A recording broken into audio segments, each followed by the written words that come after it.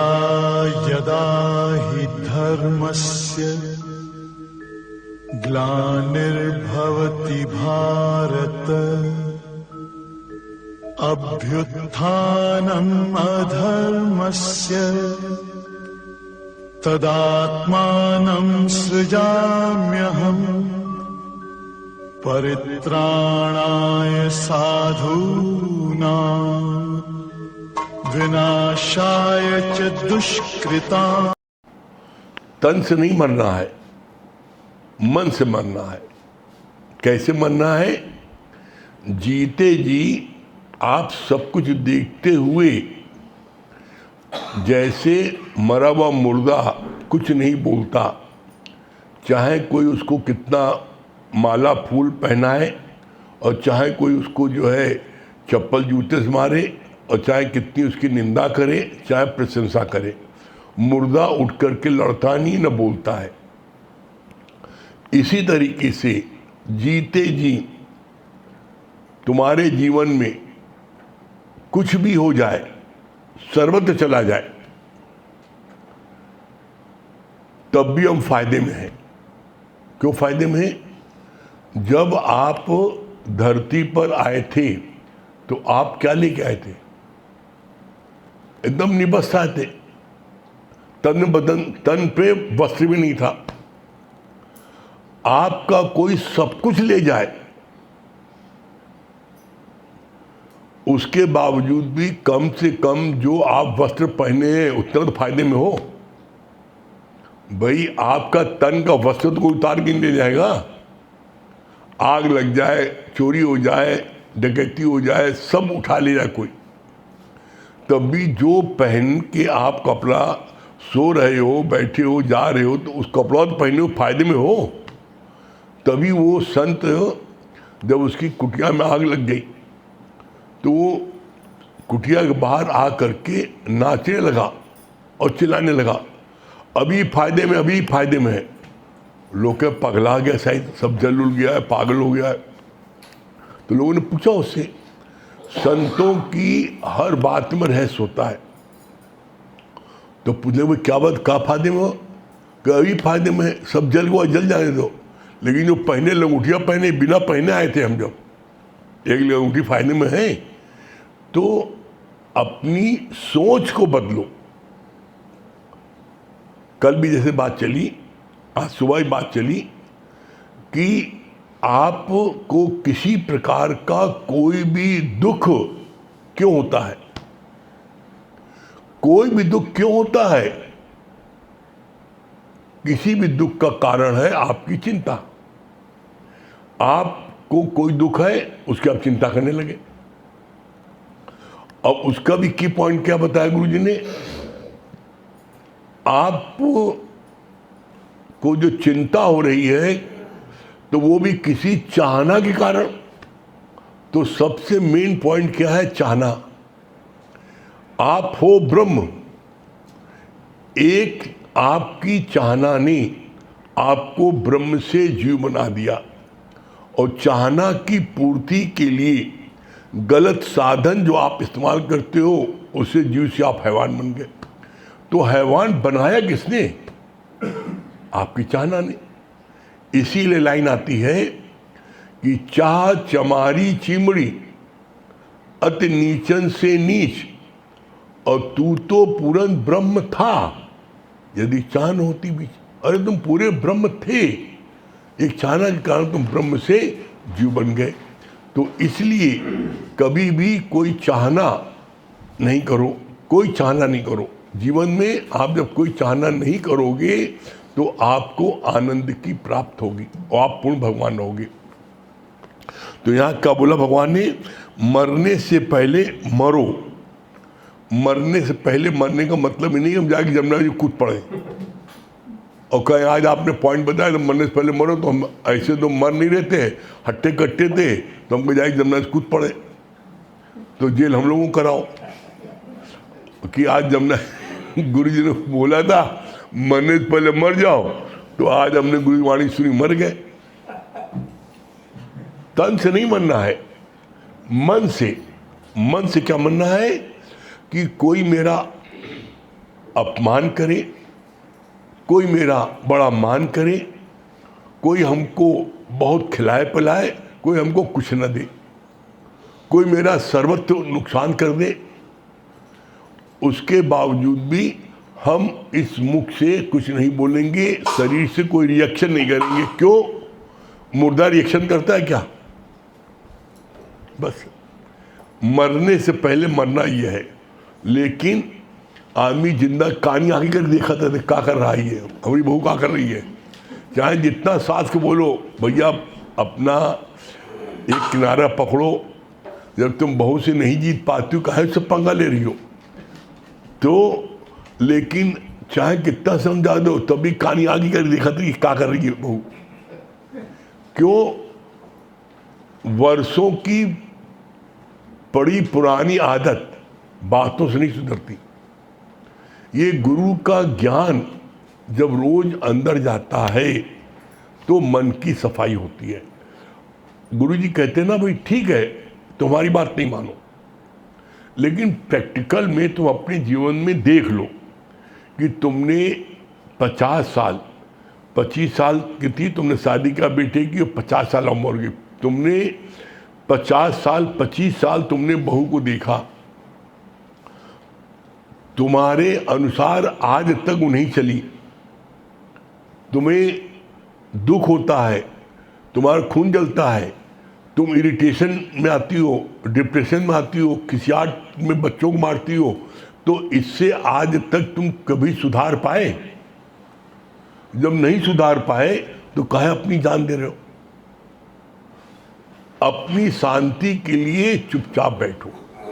बोलो मरने से पहले, यही मरने से पहले मर जाओ। क्या मर जाओ?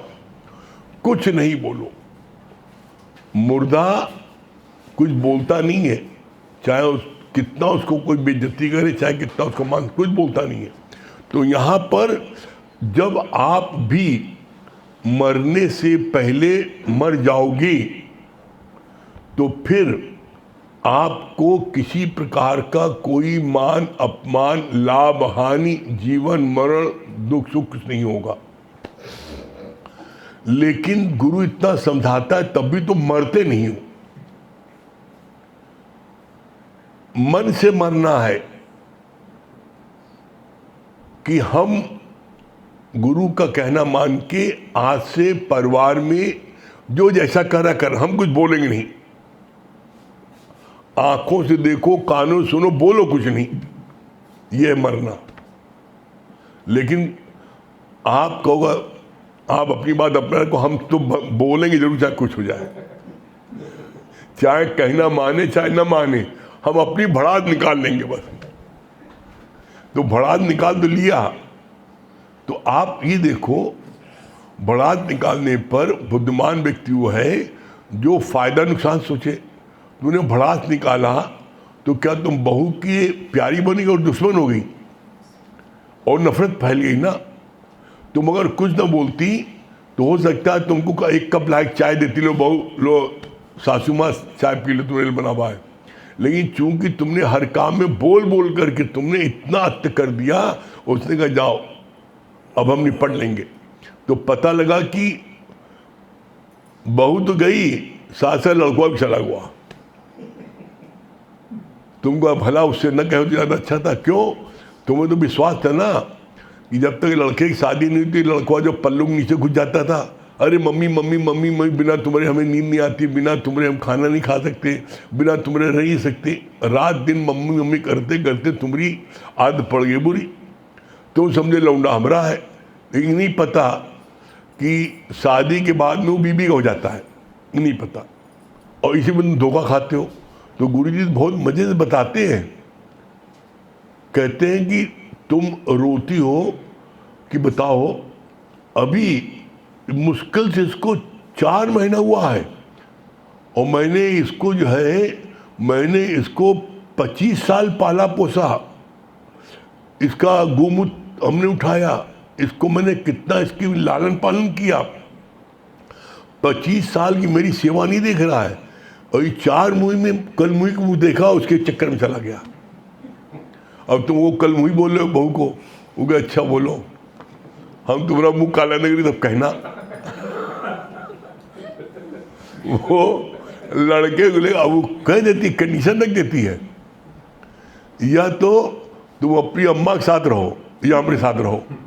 अब कहते हमें सुख तो मिलना बीबी से, इससे अम्मा से का मिलना है। अम्मा से जो कुछ सुख मिलना तो मिल चुका।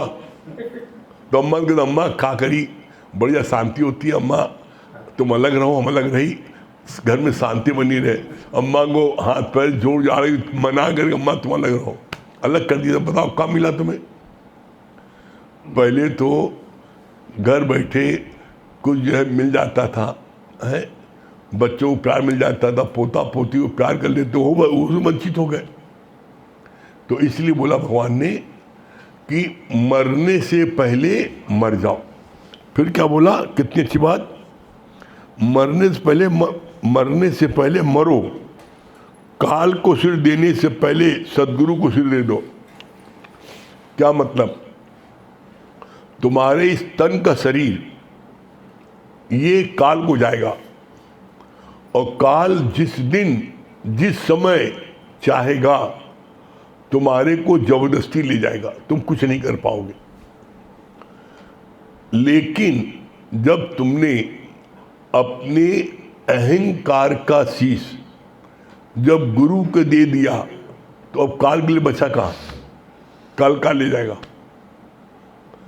काल जो है इस मरी बॉडी के उसको ले जाएगा, तुम्हारा शीश नहीं ले जा पाएगा। क्यों? क्योंकि तुमने एक शीश था जो गुरु को अर्पण कर दिया, अब शीश है ही नहीं ना। जब शीश है ही नहीं, तुम्हारा शीश कहाँ से लेगा काल? अब इसका फायदा क्या होगा?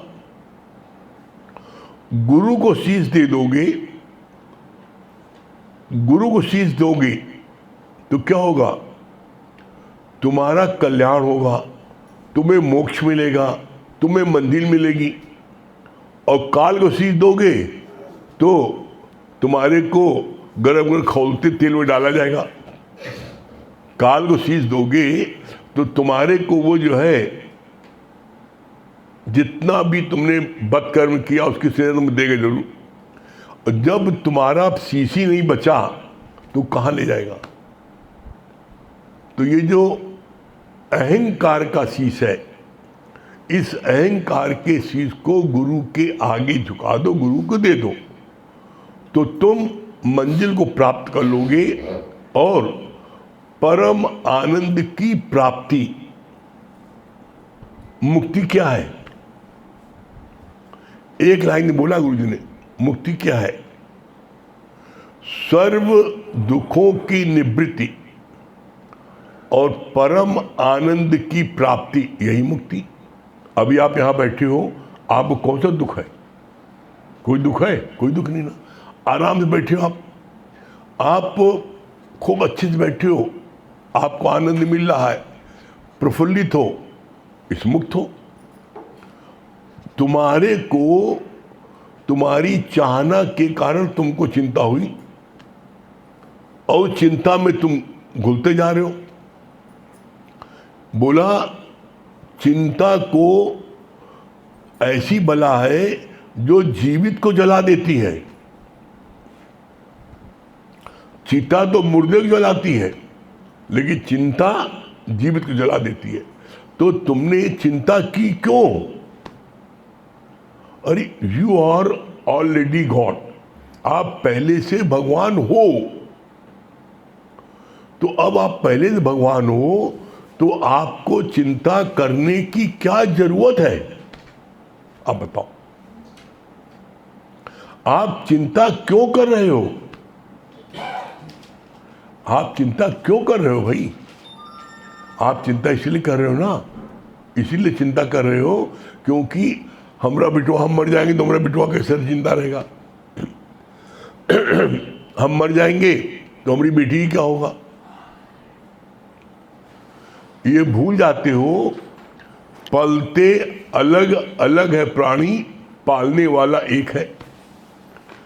पलते अलग अलग है प्राणी, पालने वाला एक है। तो ये भूल जाते हो। अरे भाई, प्राणी अलग अलग पलते पालने वाले परमात्मा है। तुम समझते हो मैं बच्चों को पाल रहा हूं, यही सबसे बड़ी गलती है। भाई तुम पाल रहे हो तो फिर अगर उसका कोई अंग भंग टूट जाता है तो अपनी फैक्ट्री में से वो अंग निकाल के दे दो। भाई मारुति फैक्ट्री का उसका जो है अगर बॉडी उसकी एक्सीडेंट में ख़राब हो गई तो बॉडी फैक्ट्री से मंगा ली जाती है और दे दी जाती है, लगा दी जाती है, बदल दी। तुम्हारे बिटवा का हड्डी पट्टी टूट गई, पैर कट गया, अपना पैर काट निकाल दो। अरे हम नहीं देंगे। तो तुम्हारी फैक्ट्री का तुम बोलते मेरा बच्चा, अरे तुम्हारा है कहाँ? ये तुम्हारी गलत फहमी है। इसीलिए बोलते हैं गुरुजी कि काल को शीश देने के पहले गुरु को अपना शीश दे दो। शीश देने के क्यों बोला है? क्यों? इसी खोपड़ा में सारा अहंकार होता है, सारे विकार होते हैं, सारे विषय इसी खोपड़े में होते हैं। कोई प्लानिंग बनाते हो इसी खोपड़े में बनाते हो। यहाँ जाना है, इसको ठीक करना है, इसका मारना है, इसका लेना है, इसी खोपड़े से। अगर तुमने खोपड़ा गुरु दे दिया, अब शीश है ही नहीं ना, तुम क्या सोचेंगे?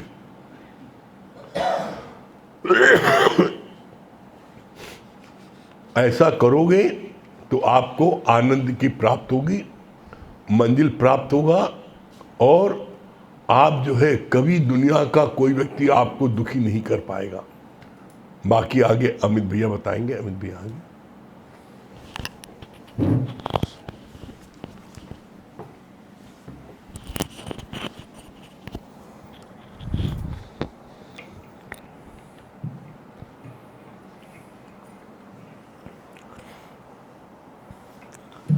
सभी को हरिओम।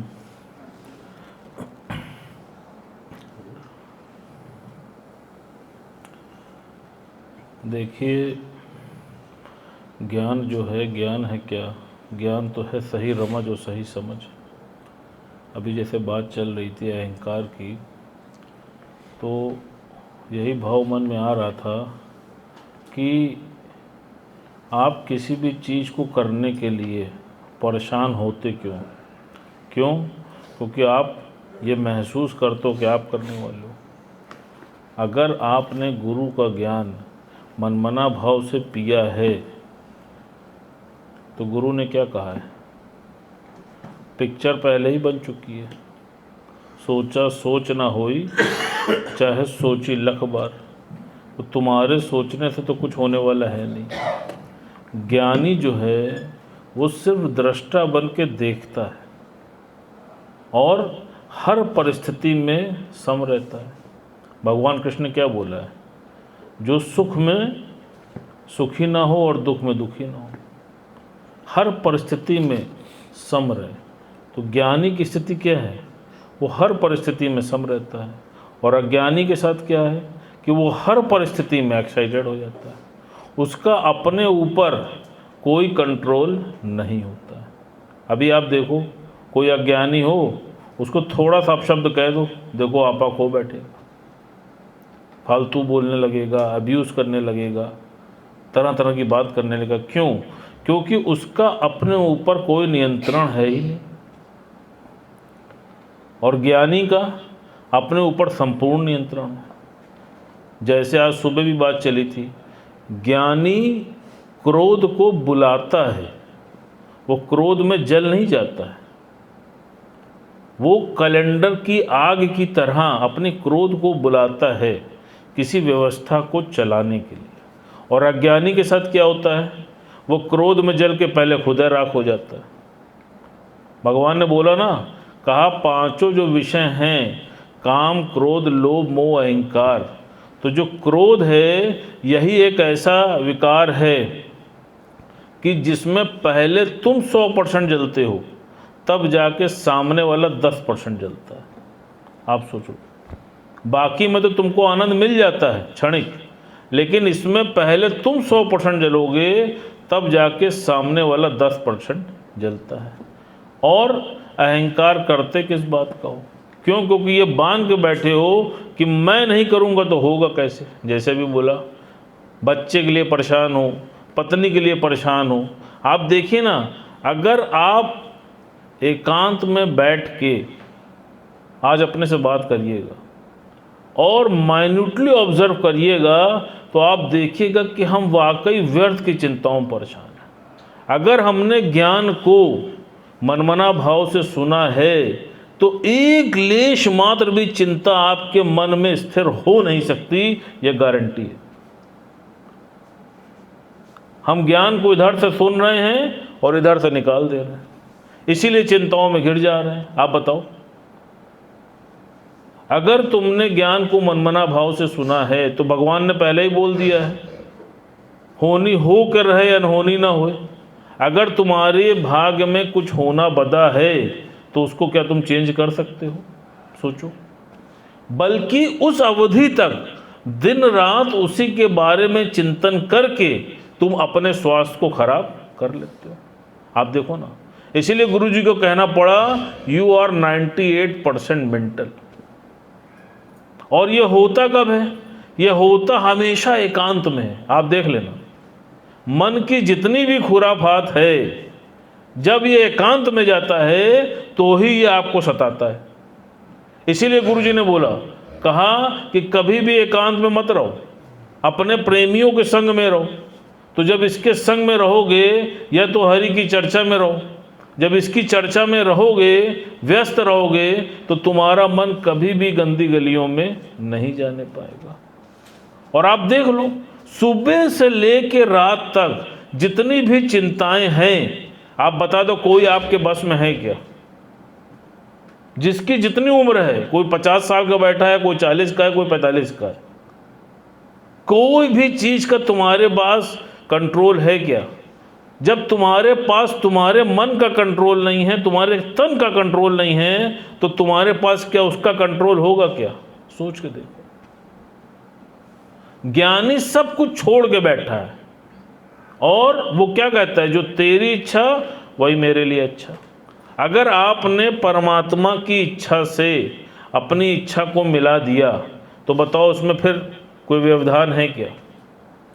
जैसे अहंकार में भगवान बहुत अच्छा बता रहे थे, कहा एक बार एक डाकू और एक संत, दोनों का शरीर शांत हो गया और मरने के उपरांत वो दोनों ऊपर भगवान के पास पहुँचे। तो जब वो भगवान के पास पहुँचे तो जो डाकू था उसके मन में बड़ा पश्चाताप था, वो बड़ा दुखी था और वो बार बार यही पश्चाताप कर रहा था कि हे परमात्मा, तुमने मुझको इतना सुंदर नर्तन दिया, लेकिन मैंने इससे क्या किया? मैंने इससे चोरी, ठगी, बेईमानी यही किया। और उसको लेके उसके मन में बड़ा ही पछतावा था और उसने परमात्मा से कहा कि प्रभु, मैं अपनी भूल स्वीकार करता हूँ और आप मुझे जो भी दंड देंगे मुझे स्वीकार है। उधर जो संत का शरीर शांत हुआ वो अपने हिसाब में लगा था। क्यों? क्योंकि उसके अंदर तो अहंकार था कि मैंने तो बड़ा अच्छा कर्म किया, और वो भगवान से अपने हिसाब किताब में लगा था कि अब हमारे कर्मों का फल प्रभु हमको दे देना। तो जब भगवान ने दोनों को देखा तो प्रभु को करुणा हो गई। भगवान ने क्या बोला? भगवान ने उस डाकू को बोला कि तुम्हारे लिए एक ही पनिशमेंट है। कहा क्या? कि तुम इस संत की शरण में चले जाओ और आज से इस संत की खूब मनमना भाव से सेवा करना, तुम्हारा कर्म कट जाएगा। जब डाकू संत की शरण में पहुंचा तो संत ने डाकू को शरण में लेने से मना कर दिया। कहा मैं तुमको अपनी शरण में नहीं ले सकता, मैं तुमसे कोई सेवा नहीं ले सकता। क्यों? क्योंकि तुमने जीवन पर्यंत पाप किया है। ऐसा ना हो कि पाप का भागीदार मैं भी बन जाऊं। और उसको अपने अच्छे कर्मों पे बड़ा ही अहंकार था। जब भगवान ने दोनों की बातों को सुना तो भगवान ने क्या कहा? भगवान ने संत से कहा कि ऐसा है कि अब जो ये सजा है अब ये उल्टी हो जाती है। अब ऐसा करो कि तुम जो है तुम डाकू की सेवा करो। कहा क्या मतलब? कहा देखो वो था भला ही डाकू, लेकिन उसके मन में पश्चाताप था। और वो परमात्मा के प्रति थैंकफुल था, और तुम्हारे अंदर अहंकार था। तो भगवान ने कहा कि अब संत से कि तुम्हारी सजा अब यही है कि तुम अब इस डाकू की सेवा करोगे, और जब तक सेवा नहीं करोगे तब तक तुम मुक्त नहीं होगे। परिणाम क्या हुआ? संत होने के बाद भी उसको डाकू की सेवा करनी पड़ी। सिद्धांत क्या है? कुछ भी हो जाए, भगवान को अहंकारी मनुष्य कभी पसंद नहीं आता। तो इसलिए ध्यान रखना, कभी किसी पर हंसना मत, कभी किसी की परिस्थिति को देख के मौज मत लेना। क्यों? क्योंकि पता नहीं भगवान सजा कब उल्टी कर दे। आप देख लो, जीवन कितना आराम से चलता रहता है, सुखमय चलता रहता है, अपने रास्ते जाते रहते हो, एकदम से यू टर्न आ जाता है। कैसे आ जाता है? आप देखो, गुरुजी कहते हैं ना, पल से पल में क्या हो जाए, मानो तेरे शरीर का पता नहीं तकदीर का। एक पल में फ्रीक्वेंस ऑफ सेकंड ही तो लगता है। आप देखो, हम तो देखते हैं, एक मुकदमा हो जाता है, आप सोचो पूरा घर बिक जाता है। किसी कारणवश किसी के यहाँ जाना हुआ तो मैंने महसूस किया कि सच बात है। आप सोचो कैसे परमात्मा ने तुमको इस जलते हुए संसार में बचा लिया। कोई एक प्रॉब्लम में आप फंस बढ़ जाओ, देखो आप पूरा घर द्वार सब बिक जाएगा। कोई एक बीमारी आके चपक जाए, देखो पूरे जीवन भर की जमा पूंजी सुहा हो जाएगी। इसीलिए गुरुजी ने बोला, कहा troubles won't come if you do not invite them. ज्ञानी क्या करता है? ज्ञानी का हर कार्य बहुत रमज और समझ वाला होता है। वो किसी भी चीज में ना फालतू बोलता है ना फालतू बैठता है। उसके हर कार्य में संतुलन होता है, और ज्ञानी के हर कार्य में असंतुलन होता है। आप देख लो, जो लोग भी संतुलन में चल रहे हैं, चाहे वो फाइनेंशियली संतुलन में चल रहे हैं, चाहे वो भोजन के माध्यम से संतुलन में चल रहे हैं, चाहे वो व्यायाम के माध्यम से संतुलन में चल रहे हैं, आप देखो आज वो हर जगह हिट हैं कि नहीं है। इसलिए गुरुजी ने बोला, खाओ तो विचार के, ये नहीं जो मिला गड़म सगड़म खा गए। आप देखो, जो ज्ञानी होता है बहुत परहेजी भोजन करता है। दादा भगवान ने क्या बोला था? कहा पैदल और परहेज, इसको जीवन में अडॉप्ट कर लो। अगर पैदल चलते रहे और परहेज वाला भोजन करते रहे तो जीवन पर्यंत ये जो तुम्हारी काया है तुम्हारा साथ देती रहेगी। कहा भोजन को खाओ दवा की तरह, नहीं तो एक समय ऐसा आएगा कि दवा को खाना पड़ेगा भोजन की तरह। इस बात को ध्यान रखना। अगर तुम चाहते हो कि जीवन पर्यंत इसी प्रकार स्वादिष्ट भोजन करते रहो तो हमेशा ध्यान रखना कि भोजन को खाना दवा की तरह, और नहीं तो ये भी ध्यान रखना कि जीवन में एक समय ऐसा भी आएगा कि दवा को खाओगे भोजन की तरह। आप देख लो, जो लोगों ने जीवन में परहेज नहीं किया, आज देखो कितनी कितनी गोलियां खाते हैं और कितने आंसू रोते हैं। आप देखो, तो पहला संयम किस पे हुआ? भोजन पे। दूसरा संयम देख लो वाणी पे। जो लोग ज्ञान में आगे बढ़ गए हैं, जो गुरु के प्यारे हो गए हैं, जिन्होंने जीवन में गुरु के ज्ञान को धारण कर लिया है, उन्होंने मंत्र जान लिया है 13 की, तुमसे क्या मतलब। अज्ञानी आदमी को देख लो, हर जगह कुछ भी होता है तड़ से बोल पड़ता है, ऐसा नहीं ऐसा कर लो, ऐसा नहीं वैसा कर लो।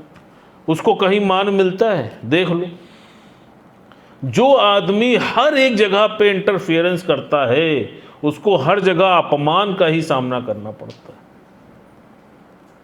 गुरुजी ने क्या बोला? बोलो तो संभाल के, 100 बार सोचो, 100 बार नहीं तो 32 बार तो सोच लो। भगवान ने बोला 32 दांत दिए हैं, 32 बार तो सोच लो। अगर बहुत अधिक आवश्यक है तो बोलो, नहीं है तो चुप हो जाओ। वैसे ही शास्त्रों में देखो लिखा हुआ है, बोलत बोलत भय विकारा, बिन बोलत जयकारा। आप देखो, जो आदमी नहीं बोलता है, देखो दुनिया में उससे कितनी कम गलतियां होती हैं। वो सबका प्यारा 85% वैसा ही हो जाता है। क्यों? क्योंकि वो बोलता नहीं है। और जो ज़्यादा बोलता है वो देखो सबकी निगाह से वैसे ही गिर जाता है। क्योंकि ज़्यादा बोलोगे तो मिस्टेक ज़्यादा होगी। इसलिए भगवान ने बोला बोलो तो संभाल के, फिर चलो तो संभाल के। अब अज्ञानी क्या है, चल भी रहा है तो 100-200 मीटर दूर से पता चल जाएगा कि फलाने आ रहे हैं, चप्पल के वहाँ भड़ भड़ आए, कुर्सी पटक दिया, दरी पटक दिया, भैया फलाने आ गए। और ज्ञानी कब आके बैठ जाएगा और कब आके चला जाएगा तुमको पता ही नहीं चलेगा। आप देखो, ज्ञान इतना मजेदार है गुरु जी का कि अगर तुमने इसको जीवन में लगाया तो तुम देख लेना कि तुमने ए से लेकर जेड तक जीवन में सब कुछ पाया, गारंटी है। लेकिन लगाना पड़ेगा। जैसे दवा तो खरीद के ले आए और उसको डब्बे में भर के रख दिए तो बिना खाए असर थोड़ी नहीं होगी, डब्बे में रखने से थोड़ी नहीं फायदा होगा। वही चीज़ यहाँ पे, ज्ञान सुन रहे हो तो उसको जीवन में लगाना पड़ेगा। जैसे आना पड़ेगा वैसे लगाना पड़ेगा। और जो लगा रहा है आप देख लो, हर पल आनंद ही आनंद पा रहा है, और जो नहीं लगा रहा है वह लू के थपेड़े खा रहा है। अब मर्जी आपकी है, समय हो गया है। हरिओम। शिवांगी जी भजन सुनाएंगे।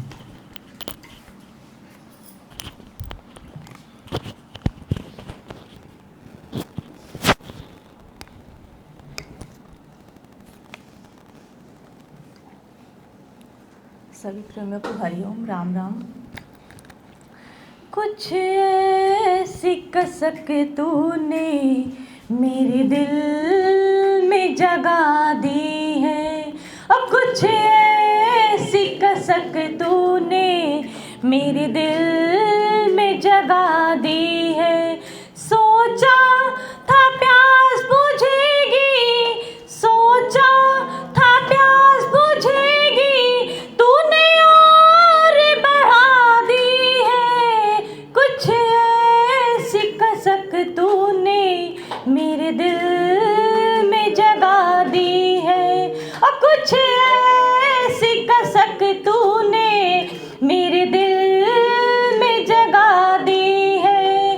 किस्मत को बदलने का तेरा ढंग ही निराला है, किस्मत को बदलने का तेरा ढंग ही निराला है। तूने कर की कृपा मेरी, तूने कर की कृपा मेरी, किस्मत ही बदल दी है। और तूने कर की कृपा मेरी, किस्मत ही बदल दी है। सोचा था प्यास बुझेगी, सोचा था प्यास बुझेगी, तूने और बढ़ा दी है। कुछ ऐसी कसक तूने मेरे दिल में जगा दी है, और कुछ ऐसी कसक तूने मेरे दिल में जगा दी है। सतगुरु को मोहब्बत है लेकिन वो छुपाते हैं, सतगुरु को मोहब्बत है लेकिन वो छुपाते हैं।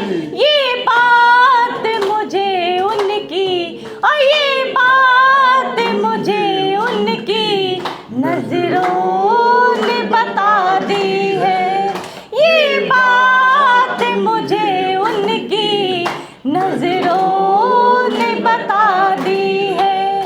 सोचा था प्यास बुझेगी, सोचा था प्यास बुझेगी, तूने और बढ़ा दी है। कुछ ऐसी कसक तूने मेरे दिल में जगा दी है, और कुछ ऐसी कसक तूने मेरे दिल में जगा दी है।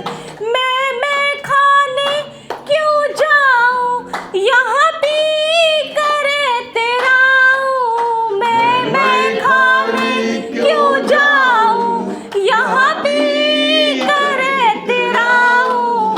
मेरे सतगुरु ने, और मेरे प्यारे सतगुरु ने नजरों से पिला दी है, और मेरे प्यारे सतगुरु ने नजरों से पिला दी है। सोचा था प्यास बुझेगी, सोचा था प्यास बुझेगी, तूने और बढ़ा दी है। कुछ ऐसी कसक तूने मेरे दिल में जगा दी है, और कुछ ऐसी कसक तूने मेरे दिल में जगा दी है। हम क्यों करें कोई कर्म, दिल गुरु को ही चाहता है। हम क्यों करें कोई कर्म, दिल गुरु को ही चाहता है। ना जाने बेहोशी में, और ना जाने बेहोशी में क्या चीज पिला दी है, और ना जाने बेहोशी में क्या चीज पिला दी है। सोचा था प्यास बुझेगी, सोचा था प्यास बुझेगी, तूने और बढ़ा दी है। कुछ ऐसी कसक तूने मेरे दिल में जगा दी है, और कुछ ऐसी कसक तूने मेरे दिल में जगा दी है, और कुछ ऐसी कसक तूने मेरे दिल में जगा दी है। हाँ, दुर्गेश भैया दिल्ली।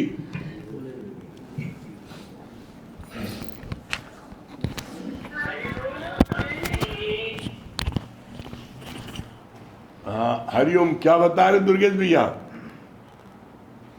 ये बहुत अच्छी बात बताई आपने कि मरने से पहले मरो, और काल को शीश देने से पहले अपना शीश गुरु को दे दो। ये बात बहुत अच्छी लगी गुरु जी। और भैया की भी बात बहुत अच्छी लगी ना, सोचा सोच न हुए जो सोचे लखवार। इतना भी हम सोच लें लेकिन होगा वही उस परमात्मा को मंजूर है। वो वही बात बहुत अच्छी लगी गुरु जी। और क्या बता रही है आरती मंडल? अरे गुरु जी, हाँ, क्या बोली? हमारी जिंदगी अपनी चंदनी तू तो पूरे ब्रह्म का जाना भी जहां से हम जीव बनते हैं, जीव से हैवान बनते हैं। और भैया की बात अच्छी लगी ना, जब भी बोलो तो 32 बार सोच के बोलना चाहिए। ये बात बहुत अच्छी लगी। अरे भैया बहुत सुंदर। हाँ, नीतू सिन्हा जयपुर। हरिओम गुरु जी। हरिओम। क्या बोली नीतू जी? गुरु जी बड़ा अच्छा बताया आपने कि मरने से पहले और काल को शीश देने से पहले अपना शीश गुरु को दे दो। और भैया ने भी बहुत अच्छा बताया कि चलो तो सोच समझ के खाओ, तो सोच समझ के, और बोलो तो सोच समझ के। सच में भैया आप इतना बताते हैं ना कि उनके मन को पता है। मैं बोलना चाहती हूँ, तबीयत थोड़ी ठीक नहीं है तो कोई ठीक, बहुत बढ़िया। हाँ, रजत जी जयपुर, रजत श्रीवास्तव जयपुर। हरिओम गुरु जी। हरिओम। क्या बोले रजत भैया? हमने बिल्कुल सुख में समान व्यवहार चुना है चाहिए में। ना सुख में ज्यादा बिजली होना चाहिए, तो सुख में ज्यादा बिजली होना चाहिए। और उसी तरह से संस्कृत में दोहा याद आ रहा है पुराना वाला, कि उदयती सविता ताम ताम एवं से महती तो संकोच और विश्व से महता में टूटता। इस तरह सूरज निकलता है, सर्दी गर्मी बरसात में रोजाना निकलता है। और समिति सुख में समान व्यवहार। हाँ, संजू जी फाफा मो।